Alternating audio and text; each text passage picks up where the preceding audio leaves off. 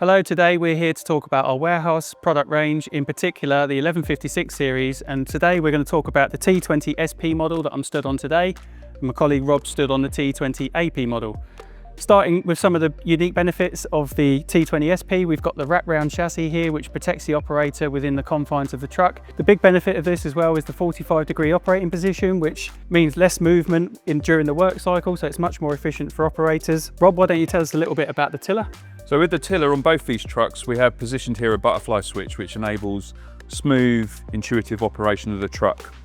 If you notice here, I've got a red button which yours hasn't got, and the reason for this is this truck's adaptable to either be in a pedestrian pallet truck, so these arms fold down and the platform lifts up. This would stop the operator getting crushed if they move too close to the wall. It would move the truck away automatically.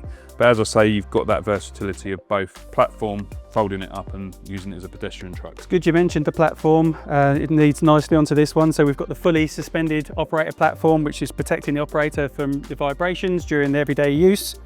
We've also got on this one some integrated safety features which I'd like to give a mention. So we've got the blue spot here which is integrated into the chassis, which gives that early warning indication using the lights.